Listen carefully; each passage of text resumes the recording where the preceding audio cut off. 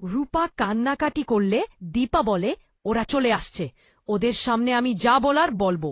আমার মাথায় দিব্যে রইলে, যদি তুমি সত্যি কথা বলে থাকো তবে আমার মরা মুখ দেখবে। দীপা এক মুহূর্ত সময় নষ্ট না করে পুলিশ স্টেশনে ফোন করে জানিয়ে দিয়ে সে নিজের হাতে একটি খুন করেছে। এই সবকিছুর মাঝে রূপা অজ্ঞান হয়ে পড়ে যায়।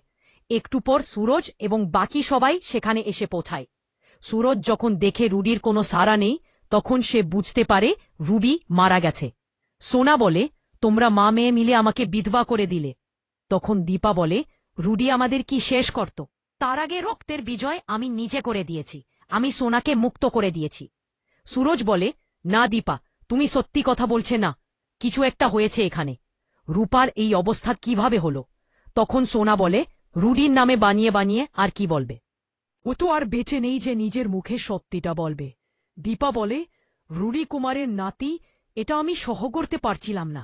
রূপা আমাকে আটকাতে চেয়েছিল, কিন্তু আমি ওকে সরিয়ে দিয়েছি, সেই জন্য ওর গালে চোট লেগেছে আর ব্লাউজটা চিরে গেছে। সোনা বলে, চুপ করো তুমি, আমি পুলিশকে সবকিছু বলে দেব। তখন দীপা বলে, পুলিশকে তো আমি নিজেই ফোন করেছি, এখানে একটা খুন হয়েছে আর পুলিশ আসবে না?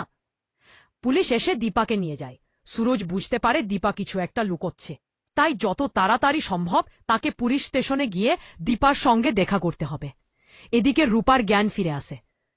তখন সোনা রূপাকে জিজ্ঞেস করে, মা যখন রুডিকে মারছিল তখন তুমি মাকে আটকাতে পারলে না? সোনা নিজেই নিজের সংখ্যা ভেঙে দেয় আর বলে, আমি আমার মাকে কোনোদিন ক্ষমা করতে পারব না। দীপার অদ্ভুত ব্যবহার দেখে পুলিশ অফিসার দীপাকে জিজ্ঞেস করে, আমি তো শুনেছিলাম মেয়েরা নাকি মায়ের জাত হয়। তখন দীপা বলে, আপনি বুঝি কোনো মেয়েকে অস্ত্র তুলতে দেখেননি? দীপা বুঝতে পারে তার সঙ্গে কথা বললে যে কেউ বুঝে যাবে সে মিথ্যে বলছে আর রূপা বিপদে পড়তে পারে।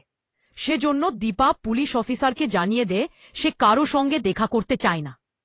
সুরজ যখন উকিল নিয়ে পুলিশ স্টেশনে আসে, তখন দীপার এই ব্যবহারে সুরজ কিছুই বুঝতে পারে না। তখন দীপা মনে মনে ভাবে, আপনি যদি আমাকে দেখেন তাহলে সত্যিটা বুঝে যাবেন, সেজন্যই আমি আপনার সামনে আসতে পারব না।